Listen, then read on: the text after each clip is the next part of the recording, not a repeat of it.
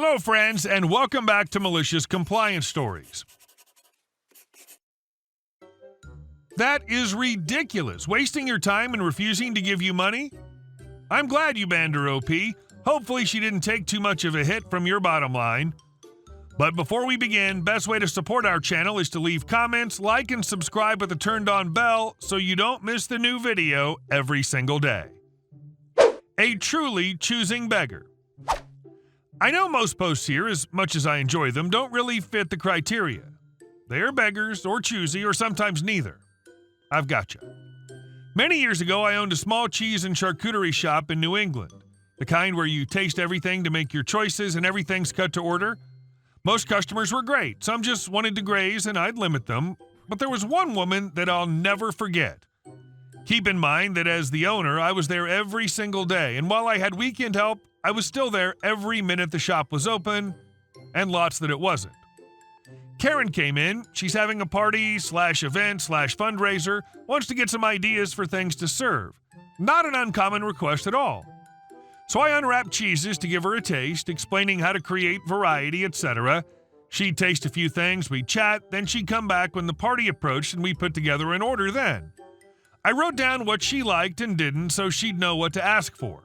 This all took about 30 minutes of my undivided attention and made a real mess and unwrapped cheese wheels, salami, open jars of confits and chutneys, the whole shebang. But wrapped up, cleaned up, carried on. Then she did this again about 6 months later. I remembered her, but didn't really think much of it at the time. Maybe the first event fell through or we're nearing the time of event, whatever. Then she did it again, and the shop was pretty busy. And myself and my assistant were trying to help other paying customers, and she's taking up a lot of time trying to make her selections. But still no purchase, no order filled out. Visit 4. Here she comes. It's a weekday. I'm alone in the shop. She starts on the same story. She works for an arts nonprofit that throws fundraisers, etc., having an event next month. Can I try this one? What about this one? Maybe something else. What do you recommend? After pulling out the third wheel, I set it down on the cut counter, turned to her, and asked what she was doing. You've come in here at least 4 times sampling. I've unwrapped multiple wheels of cheese, dirtied dozens of knives. I never used a knife on more than one product, cut meat samples for her on the slicer, etc., and you never once spent a penny in here. Oh yes, I have. I was here and bought a whole platter from your girl when you weren't here. That's just not possible. I'm always here. And I'm just not going to do this anymore. She then informs me that she has a friend that works for a wholesale distributor and she comes to me to sample and get knowledge, then buys from him because it's cheaper. I'm done with you. You've essentially stolen my service, my goodwill, my product. I've cut and cleaned for you for the last time. Get out. Never come back. She went to the wine shop next door to complain about how rude I was to her. I did classes and event with that shop all the time, and we were good friends. They threw her out too. Never saw her again. I heard through the grapevine that threats of bad word of mouth are her currency, pre-Yelp days. Edit. The wine shop tossed her because she did something similar to them, came for tastings, took up lots of time with staff deciding on what she wanted but never buying. That shop and I were fairly symbiotic. And our second story. Karen's at Walmart. This happened about a year ago. My wife and I were shopping in one of the local Walmarts. We were in the garden section. My wife wanted to try a garden growing a few veggies. To set the stage, I was wearing tan sneakers, beige slacks, and a blue t-shirt. You know where this is going. But I was also in one of those riders since I can't walk very far, and my age is in late 60s. My wife had a regular shopping cart. We were both inside garden section. She was going to outside garden to pick up some cow manure, and I also told her to get some lawn fertilizer, but I told her specific what I wanted. Those items were kept outside. I stayed inside to pick out some seed, starting pots, and other things I think we needed. There was a woman in the same aisle looking at some potting mix. She was, I'd say, late 20s. She'd heard the instructions I gave to my wife as to what to get. She said, "Excuse me, sir. I know you don't work here and you seem to be knowledgeable, so could you please answer a question?" After 50 years of working retail, if the customer's polite, why not? Besides, I like talking to people. She was confused as to the potting mixes. I asked her what she was planning and what type of pots. I then made my suggestions as to which potting mix and why I chose it, what fertilizers to use, how much to water, and how much light needed. I was talking to this woman for about 15 minutes. She asked me how I have so much knowledge, and I told her that I've worked for Ace Hardware for 38 years. After she got what she wanted and needed, she thanked me many times. She put everything in her cart and exited the aisle. I grabbed my seed starting pots and put them in the rider cart and proceeded to exit the aisle when I heard the screech of a Karen in the wild. I turned the cart around to face a woman in her late 40s to early 50s, typical short haircut, dressed nicely with her arms folded and tapping her foot. "Hey, where do you think you're going? You spent forever helping her, so now you're going to help me." As I said before, after working 50 years in retail, if the customer's polite, I'll bend over backwards to help. If not polite, well, I still had to help them as it was still my job. She was not polite, and this wasn't my job, so screw it. "Sorry, lady, I don't work here."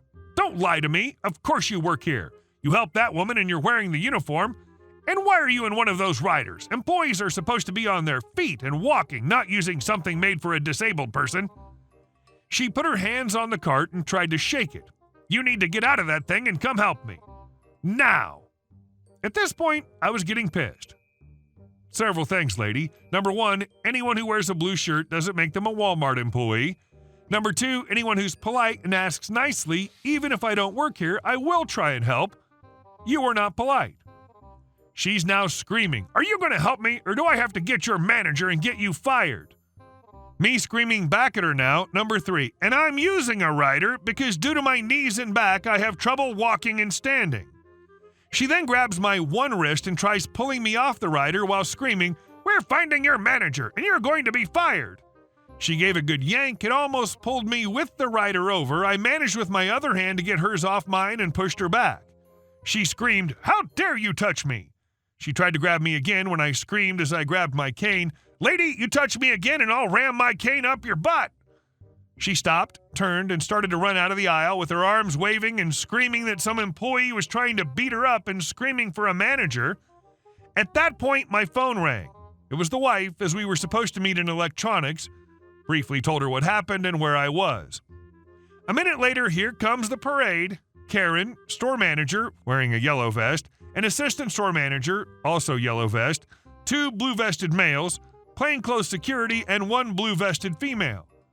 I'm sitting in the rider with arms folded. Karen is yelling, pointing at me that I'm the employee who threatened her. Manager to Karen, "This man here? On the rider?"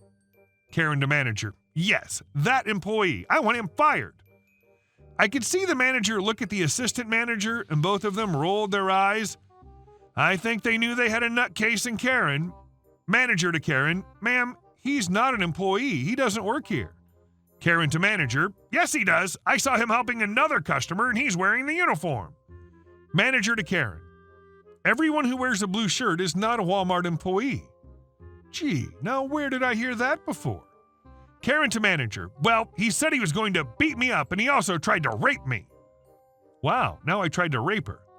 The manager took Karen to one end of the aisle. The assistant was with me at the other end, the 2 blue vest males, 1 for each of us. During all this, security with the female blue vest went to view the security tapes. They both came back after 15 minutes. Security was talking with the assistant, and the manager came over. Security to manager and assistant.